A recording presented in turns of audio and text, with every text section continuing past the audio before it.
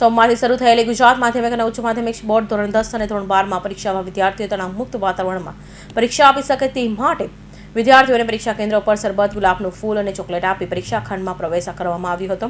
દરેક કેન્દ્ર પર આરોગ્ય વિભાગની ટીમ પણ કાર્યરત કરવામાં આવી હતી. સોમવારથી શરૂ થયેલી ગુજરાત માધ્યમિક અને ઉચ્ચ માધ્યમિક બોર્ડ ધોરણ 10 અને ધોરણ 12 ની પરીક્ષામાં વિદ્યાર્થીઓ તણાવમુક્ત વાતાવરણમાં પરીક્ષા આપી શકે તે માટે વિદ્યાર્થીઓને પરીક્ષા કેન્દ્રો પર સરબત, ગુલાબનું ફૂલ અને ચોકલેટ આપીને પરીક્ષા ખંડમાં પ્રવેશ કરવામાં આવ્યો હતો. દરેક કેન્દ્રો પર આરોગ્ય વિભાગની ટીમ પણ કાર્યરત કરવામાં આવી હતી. વિદ્યાર્થીઓને પરીક્ષા કેન્દ્ર સુધી મૂકવા માટે વાલીઓ પણ મોટી સંખ્યામાં ઉમટી પડ્યા હતા. મારું નામ આશા પટેલ છે. હું વામદોદ શાળામાં આચાર્ય તરીકે સેવા બજાવું છું. આજથી માર્ચ 2024 વિજ્ઞાન પ્રવાહની પરીક્ષાઓ શરૂ થઈ રહી છે. મારી શાળાને પણ વિજ્ઞાન પ્રવાહનું કેન્દ્ર ફાળવવામાં આવેલું છે, જેમાં 736 બ્લોક છે. 720 વિદ્યાર્થીઓ આજે પરીક્ષા આપી રહ્યા છે. વિદ્યાર્થીઓને આવકારવા માટે અમારા મંડળના તમામ સભ્યો પણ હાજર હતા. એમનું ચોકલેટ અને સરબતથી સ્વાગત કરવામાં આવ્યું છે. વિદ્યાર્થીઓ શાંત વાતાવરણમાં પરીક્ષા આપી શકે એવા અમારા તમામ પ્રયત્નો રહ્યા છે.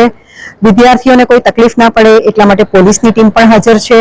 જો કોઈ આરોગ્યલક્ષી પ્રોબ્લેમ થાય તો તેના માટે આરોગ્યની ટીમ પણ હાજર છે. અને વિદ્યાર્થીઓના માટે આફ્ટર ઓલ કહેવાય ને કે ભાઈ બધી જ સગવડો અમે કરી દીધી છે અને વિદ્યાર્થીઓ શાંત માહોલમાં પરીક્ષા આપવા માટે બેસી પણ ગયા છે. Thank you. G Mistry zonal અધિકારી HSC સાયન્સ અને સામાન્ય પ્રવાહ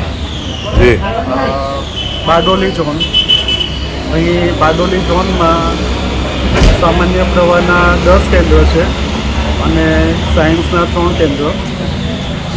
સાયન્સના 3 કેન્દ્ર એટલે કે બારડોલી, માંડવી અને વાકર, જ્યાં સાયન્સના છોકરાઓ પરીક્ષા આપશે એ કેન્દ્રમાં, અને બિલ્ડિંગ પુલ સાયન્સની 12 છે.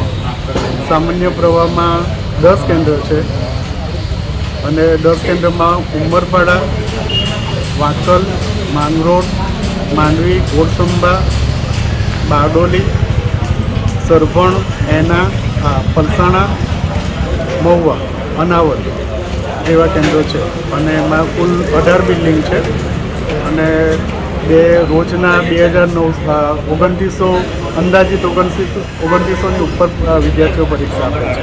અને વિજ્ઞાન પ્રવાહમાં 12 બિલ્ડિંગમાં 2508 વિદ્યાર્થીઓ પરીક્ષા આપે છે. તમામ કેન્દ્રો પર શાંતિપૂર્ણ માહોલમાં પરીક્ષા પૂર્ણ થઈ હતી. Suresh Rathod, TV news, Bardoli.